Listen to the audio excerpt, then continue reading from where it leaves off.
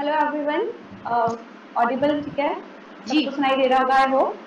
तो thank you सबसे पहले सबको कि आप मुझे इतना अच्छा प्लेटफॉर्म दे रहे हैं लोगों से डायरेक्ट फेस टू फेस बात करने का, अपनी बात रखने का और उनके प्रॉब्लम्स को सॉर्ट आउट करने का। तो यहाँ पर अभी मैं जो भी बोलूंगी तो आई होप कि सबकी प्रॉब्लम है जो कुछ ना कुछ अलग अलग है, तो सबको मैं सम अप कर सकूं और ज्यादा टाइम हमारे पास है नहीं। तो आज मैं जो बात करूंगी वो हमारा eating habits and digestive system को लेके बात होगी।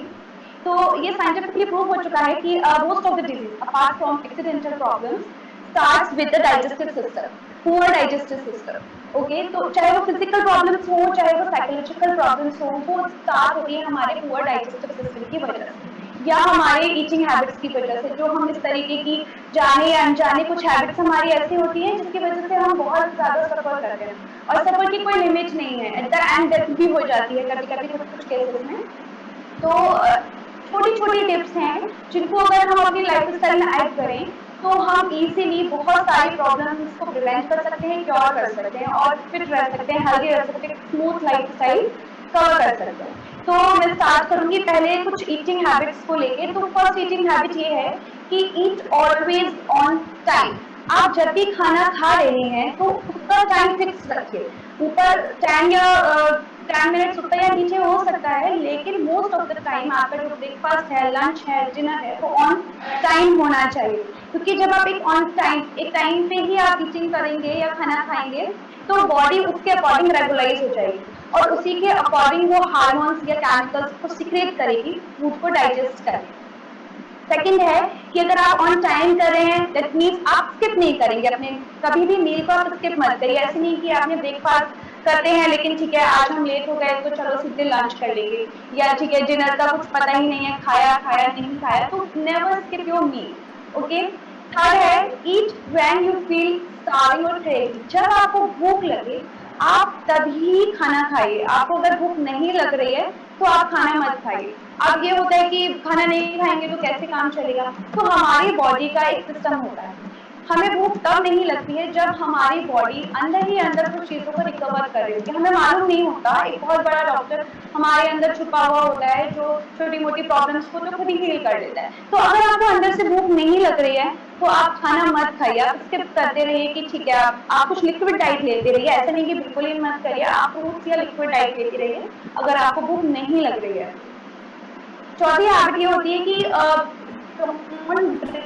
Water during eating. जब भी आप खाना खा रहे हैं, चाहे आप ब्रेकफास्ट करें, चाहे आप लंच करें, चाहे डिनर करें, इसके साथ आप कुछ भी खा रहे हैं, आप खाने के बीच में पानी मत पीजिए। अब पानी क्यों नहीं पीना चाहिए? जब भी हमें एक अंदर से भूख लगती है तो एक बर्निंग सेंसेशन हमारे स्टमक में क्रिएट होती है। वो बर्निंग सेंसेशन होता है HCl, एक केमिकल होता है जो लीवर से सीक्रेट होता है हमारे फूड को डाइजेस्ट करने के लिए। तो ये तरीके से हो जाए कुछ जैसे कि आप कैंप फायर कर रहे हैं और एकदम से बाल्टी लेके पानी हमने उस फायर के ऊपर डाल दिया तो वहां क्या होगा, सब मैच हो जाएगा। तो वैसे ही बर्निंग एक फायर क्रिएट हुई है और उसके बाद में क्या होगा कि हम उसके ऊपर हमने अपना फूड डाला और उसके ऊपर हमने पानी डाल दिया, तो वो आग वहीं की वहीं बुझ गई और हमारे पेट के अंदर, स्टमक के अंदर एक मैस क्रिएट हो गया। तो उसकी वजह से जब ये लॉन्ग टाइम तक हमारी हैबिट हो जाती है तो उसकी वजह से कॉन्स्टिपेशन, एसिडिटी, अल्सर, ये सारी प्रॉब्लम्स क्रिएट होने लगती है। तो ये 3-4 हैबिट्स को अगर आप चेंज करेंगे तो आप बहुत अपने डाइजेस्टिव सिस्टम को इम्प्रूव कर सकते हैं। नेक्स्ट है avoid always red chillies. Red chillies को आप जितना ज्यादा अवॉइड करेंगे उतना ज्यादा आपके लिए अच्छा है। क्यों? क्योंकि रेड चिलीज क्या करती हैं, बर्निंग सेंसेशन को बहुत ज्यादा, यानी कि जो HCl है या ये जो भी इस तरीके के एसिड्स हैं जो फूड को डाइजेस्ट करते हैं बहुत ज्यादा सीक्रेट होने लगता है। तो एसिडिटी लेवल बहुत ज्यादा बढ़ जाता है और ये हम ऑलवेज फील भी करते हैं जब भी हम बहुत ज्यादा कुछ स्पाइसी खा लेते हैं तो बर्निंग सेंसेशन क्रिएट होने लग जाती है और किसी किसी को वॉमिटिंग भी हो जाती है, मतलब माउथ से बाहर आ जाता है। तो अब इसकी जगह क्या करें, आप ब्लैक पेपर या ग्रीन चिलीज यूज करिए।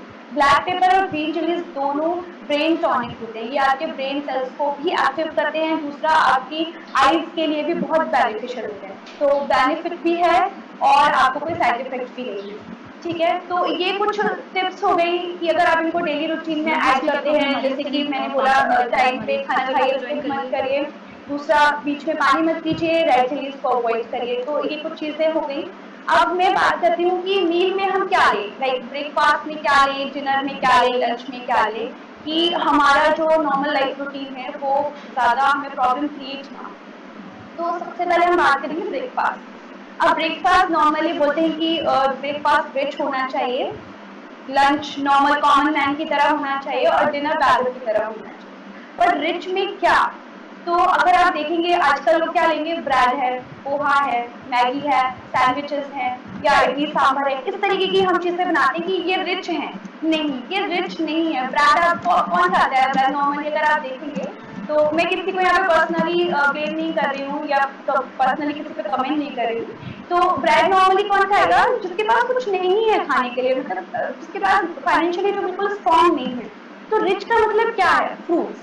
रिच आप देखेंगे नॉर्मली फ्रूट्स हमेशा महंगे होते हैं, वेजिटेबल्स या ब्रेड और इन सब चीजों से अगर आप देखें तो आप हमेशा ब्रेकफास्ट में फ्रूट्स खाइए।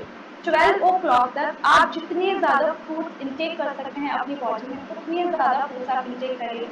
इसके दो बेनिफिट्स होंगे। पहला, जो ये होते हैं फ्रूट्स होते हैं वो इजी टू डाइजेस्ट होते हैं, फुल ऑफ विटामिन होते हैं, फुल ऑफ जितनी भी मिनरल्स हमें चाहिए वो सब कुछ हमें मिलता है। दूसरी चीज क्या होती है कि सुबह सुबह जब हम जो भी इंटेक करते हैं तो बॉडी में उस चीज की एनर्जी सबसे ज्यादा एब्सॉर्ब होती है। तो अगर आप ब्रेड है ये सब चीजें खाएंगे जो जिसमें ऑलरेडी एनर्जी ही नहीं है, अगर आप इस तरीके की चीजें खा रहे हैं तो एक फटीग जैसा या हेवीनेस रहेगी ऑल ओवर द डे। लेकिन अगर आप फ्रूट्स खाएंगे तो आप बहुत ज्यादा एनर्जाइज फील करेंगे। अगर आप 7 डेज तक भी इसको कंटिन्यू करेंगे तो 7 डेज में आपको रिजल्ट्स मिलना स्टार्ट हो जाएंगे।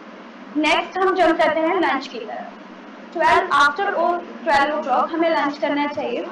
तो लंच में क्या हो कि लंच में स्टार्टिंग में आप फुल प्लेट ऑफ सैलेड करें। सैलेड्स में क्या नॉर्मली आप खीरा, ककड़ी, टमाटर भी ले सकते हैं, अनियन नहीं लेंगे। अनियन सैलेड में नहीं आता, और अनियन एक तरीके से अगर हम देखें आयुर्वेदा में की बात करें तो ये तामसिक भोजन में आता है, जो हमारे एनर्जी लेवल को, हमारे एग्रेशन को, सबको बहुत ज्यादा ही हिट करता है। तो आप अनियन नहीं लेंगे, आप फ्रूट्स वो सॉरी आप सैलेड में खीरा, ककड़ी, टमाटर ये सब आप खाएंगे। अब जो भी हम लंच कर रहे हैं उस लंच में आप अपने वेदर के अकॉर्डिंग, आप अलग अलग जगह से हैं तो अपने वेदर के अकॉर्डिंग आप खाइए। अगर आप साउथ से हैं तो आप राइस ले सकते हैं, आप अगर राजस्थान से हैं तो आप उसमें मल्टीग्रेन यूज करिए। मल्टीग्रेन बहुत अच्छा रहता है। और अगर आप पूरा वीट की रोटी, मतलब हम जो चपाती खाते हैं पूरा वो मत खाइए, क्योंकि उसको डाइजेस्ट करने में बहुत ज्यादा मेहनत लगती है हमारी बॉडी को।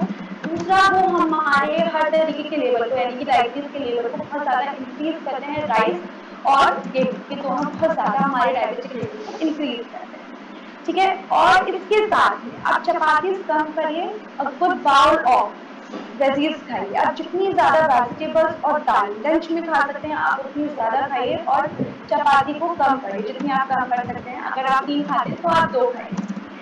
दूसरा, पोर्शन कैसे होना चाहिए, तो हाफ पोर्शन होना चाहिए सॉलिड्स का, यानी कि जो आप लंच कर रहे हैं। ठीक है, 1/4 आप रखिए वाटर के लिए, कि आप आफ्टर लंच 1-2 सिप आपने पानी पिया, उसके हाफ एन आवर आप अच्छे से पानी पी सकते हैं। नेक्स्ट, रेस्ट ऑफ 1/4 आप रखिए एयर के लिए। हमारी बॉडी में एयर के लिए भी स्पेस होना चाहिए, लेकिन हम इतना खा लेते हैं कि पानी एयर दोनों के लिए हम स्पेस नहीं छोड़ते। तो हाफ पार्ट आप रखिए सॉलिड्स के लिए, 1/4 रखिए आप वाटर के लिए, एंड 1/4 आप रखिए अपनी एयर के लिए, कि इन्वायरमेंट में जो है वही हमारी बॉडी के अंदर है। तो उस लेवल को हमेशा आप मेंटेन करके रखेंगे तो डाइजेस्टिव सिस्टम आपका हमेशा स्ट्रॉन्ग रहेगा। लास्ट हम आते हैं डिनर। अब डिनर कैसा होना चाहिए, डिनर बहुत लाइट होना चाहिए। लेकिन मिसअंडरस्टैंडिंग होती है कि लाइट में अब क्या लें, तो हम दलिया ले लेते हैं या हम खिचड़ी ले लेते हैं। तो दलिया नहीं लें, खिचड़ी भी ना लें।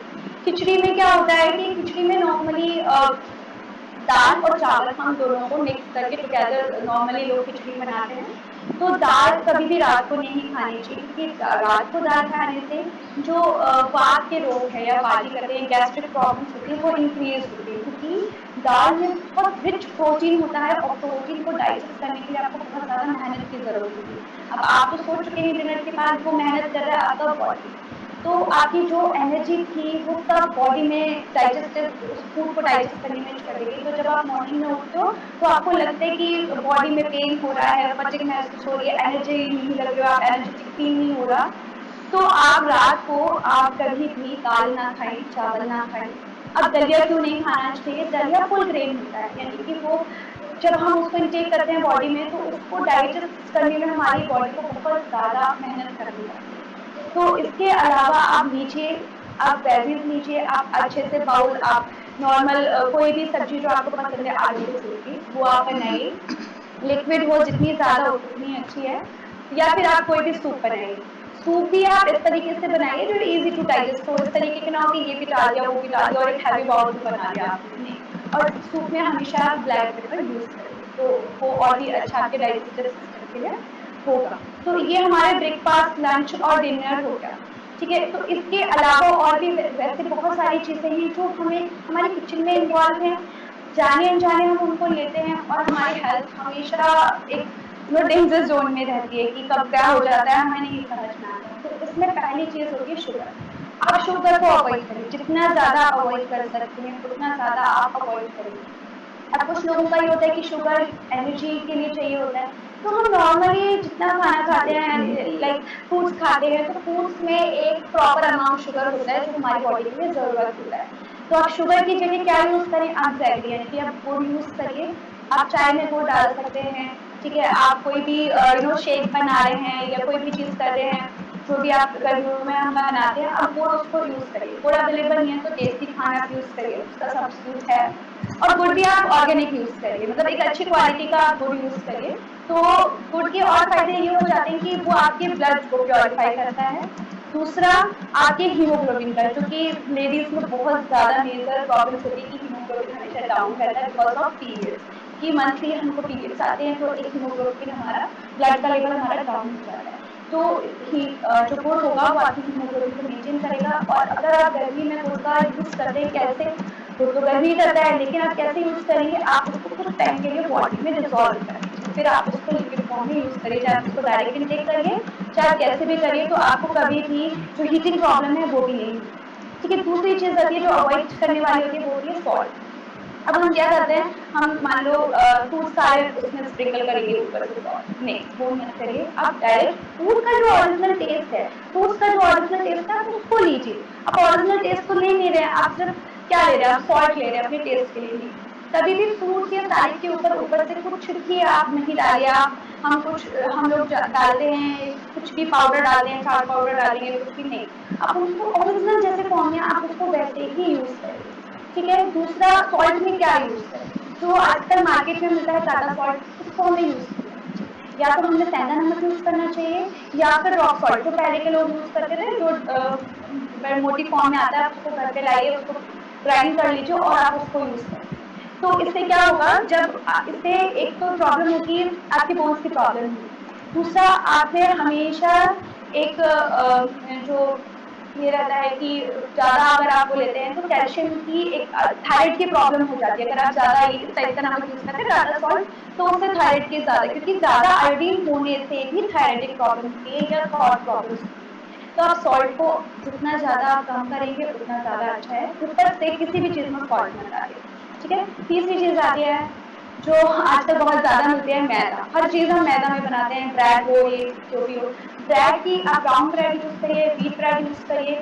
तो सब्स्टिट्यूट रखिए हमेशा हर चीज का, कि हम ज्यादा से ज्यादा अपने यहाँ का जो होल ग्रेन है वो यूज करें। अगर आप पंजाब साइड के हैं तो मक्का यूज करिए, आप राजस्थान के हैं तो आप बाजरा यूज करिए, आप साउथ साइड के हैं तो आप राइस यूज करिए। मैदा को आप जितना ज्यादा अवॉइड कर सकते हैं उतना ज्यादा आपके लिए अच्छा है, ठीक है। तीसरी चीज मैंने अभी जब मैं बता रही थी तभी मैंने इसमें इन्वॉल्व कर दिया कि राइस राइस आप कम से कम खाइए, क्योंकि अगर जो लोग वेट लूज करना चाहते हैं उसके लिए भी बेटर है कि आप राइस ना खाएं, ठीक है। तो क्योंकि जो आटा है या राइस है ये वेट को इंक्रीज करते हैं। तो ये कुछ चीजें ऐसी हो गई जो अगर आप छोटी छोटी चीजें अपनी ऐड कर देंगे लाइफ में तो आपका डाइजेस्टिव सिस्टम स्ट्रांग रहेगा। इसके बाद भी अगर आपको कुछ प्रॉब्लम्स होती हैं तो उसके लिए अब मैं कुछ एक्सरसाइज आपको बताने वाली हूँ। तो जो लोग साथ में करना चाहते हैं वो अपनी जगह पर खड़े हो सकते हैं और जो नहीं कर सकते अभी वो देख सकते हैं। अब पहला कि ये एक्सरसाइज हमें करनी कब है? जब आप अर्ली मॉर्निंग आप उठते हैं, आपको क्या करना है? उठते ही बैठकर सिर्फ बाय सिर्फ आपको पानी पीना है। आपको ऐसे आकर के नहीं पीना है, आपको मुंह लगा के पानी पीना है। सिर्फ बाय सिर्फ नॉर्मल पानी पीना है आपको फ्रिज का पानी नहीं पीना है, चाहे गर्मी हो चाहे कुछ भी हो, आप नॉर्मल पानी पीजिए। उसके बाद जैसे आपने पानी पी लिया, अब कुछ एक्सरसाइज आपको करनी है, तो वो मैं आपको बताती हूँ। अगर आप में से कोई मैम के साथ करना चाहे तो प्लीज आप लोग भी कीजिए। और ये आप नॉर्मली आप जैसे ही आप सुबह उठते हैं तब आप कर सकते हैं, और जैसे ही आप फ्रेश अप हो गए उसके बाद भी आप इसको स्टार्ट कर सकते हैं, और इसमें आपकी तरफ से भी आप कुछ ऐड कर सकते हैं। तो first exercise start with the tadasana. तो ताड़ासन कैसे करते हैं? तो joint your both feet together and इस तरीके से आप अपने दोनों हाथों को लॉक करेंगे और इनहेल करते हुए whole body stretch your whole body, ठीक है। और आपको सामने किसी एक ही पॉइंट पे फोकस करना है, और जितनी देर आप होल्ड कर सकते हैं आपको होल्ड करना है। आप सिर्फ अपने ये जो सोल होता है आपको उस पे ही अप होना है, आपकी हील्स नीचे जमीन के टच नहीं होगी, ठीक है। इस तरीके से करना है, ये आपको 3 टाइम्स करना है। आप इनहेल करेंगे अप, एक्सेल डाउन, ठीक है। और जितना ज्यादा आप स्ट्रेच कर सकते हैं उतना ज्यादा आप स्ट्रेच करें। नेक्स्ट एक्सरसाइज है कि आप दोनों पैरों के बीच में शोल्डर के अकॉर्डिंग पैरेलल होगा गैप, ठीक है। उसके बाद दोनों हाथ आप साइड, ना ऊपर ना नीचे, बिल्कुल स्ट्रेट आपका होना चाहिए और रिलैक्स होना चाहिए। शोल्डर से आप बिल्कुल रिलैक्स रहिए, एकदम ऐसे टाइटली नहीं करना है, शोल्डर एकदम रिलैक्स, ओके। उसके बाद में आपको ये हाथ पीछे की तरफ लेके जाना है, क्योंकि इस तरीके से पीछे से इस तरीके से शो होगा, और दूसरा हाथ यहाँ, पैर आपके जहां पर है लेग्स वहां पे सेट रहेंगे, और आपको इस तरीके से मूव करना है। इनहेल करते हुए, then exhale, turn back, opposite side, inhale, exhale, turn back. ये 3 टाइम्स आपको करना है, इससे आपका ये पूरा हिस्सा जो है ये स्ट्रेच होगा। तो अगर किसी को टंगी भी कम करनी है तो उसमें भी ये बेनिफिशियल है। नेक्स्ट एक्सरसाइज है, इसी में आपको लेग्स इसी तरीके से रखने हैं, ठीक है। 1 hand straight, inhale and exhale down, okay. अब आपको इस तरीके से सीधे ही डाउन होना है, ना आपको आगे मूव करना है ना आपको पीछे, आपकी बॉडी एकदम स्ट्रेट होनी चाहिए।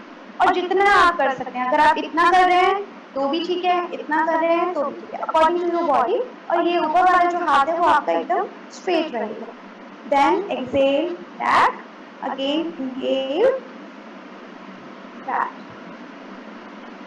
इजीली आपको एक्सरसाइज करनी है, और ब्रीदिंग का बहुत ज्यादा ध्यान रखना है। हम क्या करते हैं, ब्रीदिंग का ध्यान नहीं रखते, तो आपको ब्रीदिंग का बहुत ज्यादा ध्यान रखना है। नेक्स्ट एक्सरसाइज है, पैर में थोड़ा सा आपको गैप करना है, इस तरीके से नमस्कार वाली पोजीशन, और आपको सीधे इस तरीके से बैठना है। और ये जो आपकी एल्बोज होंगी उससे आपको नीज को इस तरीके से अपोजिट साइड में प्रेस करना। इससे क्या होगा कि इससे आपका डाइजेस्टिव सिस्टम स्ट्रांग होगा। दूसरा, अगर आपको कॉन्स्टिपेशन की प्रॉब्लम है वो भी दूर होगी। और अगर आपको किसी भी तरीके की फीमेल से रिलेटेड प्रॉब्लम है, चाहे वो किसी भी होती हो, चाहे मेंस्ट्रुअल प्रॉब्लम हो, चाहे यूट्रस प्रॉब्लम हो, इसमें भी आपको बहुत ज्यादा बेनिफिट होगा, ठीक है। थर्ड है, नेक्स्ट एक्सरसाइज है 4, पैरों में थोड़ा सा गैप आप कर देंगे और इस तरीके से दोनों हाथ स्प्रेड करेंगे, देन बैक 1। ये जो ऊपर वाला हाथ है वो एकदम स्ट्रेट रहेगा, ये वाला हाथ आप अपने पैर से टच करेंगे। नहीं कर पा रहे हैं तो जितना आप कर सकते हो, नीज आपके बैंड नहीं होंगे, आपको ध्यान रखना है। 1, अपोजिट साइड 2, 3 एंड 4।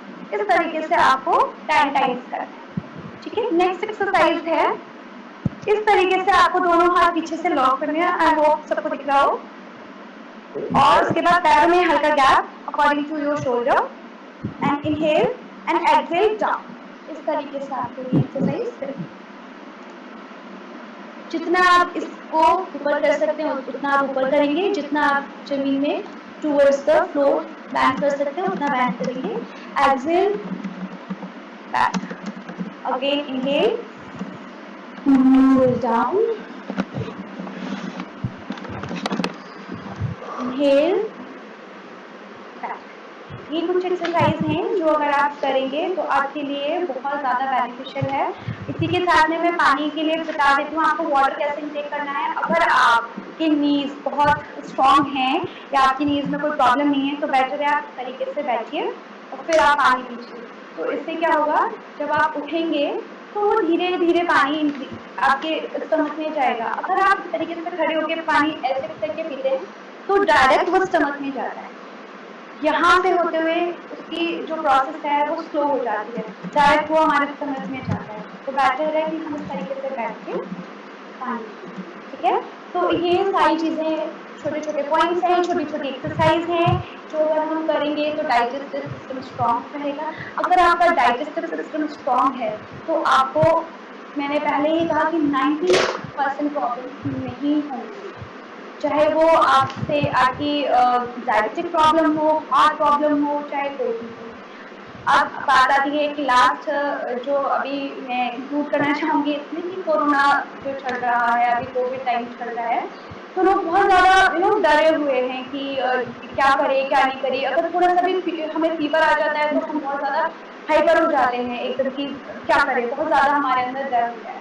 तो आप एकदम रिलैक्स रहिए और इस दौरान अगर आपको फ़ीवर होता है या ऐसी फ़ीलिंग होती है, तो सबसे बेस्ट चीज़ है पहला आप फ्रिज का पानी अवॉइड करिए, जितनी भी ठंडी चीज़ें हैं उनको अवॉइड करिए। दूसरा आप ज़्यादा से ज़्यादा ऑरेंजेस या जो कोकोनट वाटर है, पूरे दिन आप या तो कोई फ्रूट लेते रहिए या कोकोनट वाटर लेते रहिए। तो अगर आप इस तरीके से लेंगे तो विदिन 2 या 3 डेज़ आपका fever without any problem, without any medication अपने आप ही ठीक हो जाएगा। तो बिल्कुल डरिए मत, एकदम रिलैक्स रहिए और अपने इम्यूनिटी सिस्टम को स्ट्रॉन्ग करिए। आई होप आप लोगों को ये सब बहुत अच्छा लगा होगा, मेरी जानकारी आप लोगों के लिए काम आएगी। So thank you so much. अगर किसी को कोई क्वेश्चन पूछना है तो वो पूछ सकता है, कोई भी क्वेरीज है डायरेक्ट पूछ सकते हैं या जिसके अकॉर्डिंग आपको गाइडेंस चाहिए उस तरह से। Okay, thank you so much ma'am. आपने बहुत ही अमेजिंग टिप्स शेयर किए हमारे साथ में। Though we have received 2 queries. Like एक हमें श्वेता जी से क्वेरी मिली, क्या वो एम्प्टी स्टमक बनाना इनटेक कर सकते हैं क्या? और एक क्वेरी हमें मिली कि कोई भी फ्रूट ब्रेकफास्ट हो, में हाँ, फर्स्ट क्वेरी है कि कोई भी फ्रूट हो आप वो एम्प्टी स्टमक ले सकते हैं। कई लोग बोलते हैं कि जो एसिडिक फ्रूट्स होते हैं लाइक ऑरेंजेस हैं, ये हम एम्प्टी स्टमक ना लें, नहीं। आप कोई भी फ्रूट एक्स वाई जेड कोई भी सीजनल फ्रूट होना चाहिए, हमें ज़्यादा रिच फ्रूट्स में नहीं जाना है, जो हमारे अकॉर्डिंग हमारे सीजनल है, अकॉर्डिंग टू बजट है, उसको आप एम्प्टी स्टमक ले सकते हैं, कोई भी fruit X Y Z. Okay, और मैम ब्रेकफास्ट में मिल्क लेना चाहिए क्या? एक और क्वेरी आई है हमारी। देखिए, मिल्क पे अगर बात करें वैसे मैं करना चाहती थी, तो मिल्क हम जो 5 ईयर्स से अबव होते हैं, मिल्क प्रोडक्ट्स हमें लेने ही नहीं चाहिए। क्योंकि कुछ एंजाइम्स होते हैं, कुछ केमिकल्स होते हैं, जो मिल्क को डाइजेस्ट करते हैं। तो वो 5 ईयर्स के बाद में हमारी बॉडी में बनना बंद हो जाता है। तो बेटर है आपको अगर लेना ही है तो आप छाछ लीजिए, वो भी पतली छाछ। जितने ज़्यादा आप मिल्क प्रोडक्ट्स यानी कि डायरेक्ट मिल्क होगा, वो आप अवॉइड करेंगे उतना ज़्यादा हमारे लिए अच्छा है। अब हम कुछ लोग बात करते हैं कि अगर मिल्क नहीं लेंगे तो कैल्शियम कैसे बनेगा, विटामिन डी कैसे बनेगा? तो मैं आपको बता दूं कि कैल्शियम कब बनता है, जब आप मिल्क लेके आप विटामिन डी लेंगे, यानी कि आप सन रेज लेंगे, मॉर्निंग सन रेज, जब रेड कलर का सन होता है तो ही वो कैल्शियम वर्क करता है। Otherwise milk without vitamin D कभी भी कैल्शियम नहीं बनाता हमारी बॉडी में। तो हमारे लिए तो जो हमारे एज के लोग हैं उनके लिए तो मिल्क है ही नहीं, कोई ज़रूरत नहीं है हमें मिल्क की, और मिल्क के बहुत सारे सब्स्टिट्यूट हैं।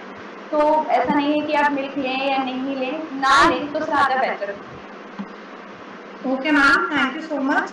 और कुछ और भी क्वेरीज है जो हम लोग आपको डायरेक्टली बता देंगे, क्योंकि हमारे जो बाकी जो स्पीकर्स हैं हाँ, वो भी वेट कर रहे हैं। तो हम लोग there जो is हमारे a time, पार्टिसिपेंट्स हैं, yeah. जितने भी हमारे पार्टिसिपेंट्स हैं उनको जरूर आंसर करेंगे। आपकी जितने भी क्वेरीज है हमने नोट डाउन कर ली है। Okay, now let's move to the next.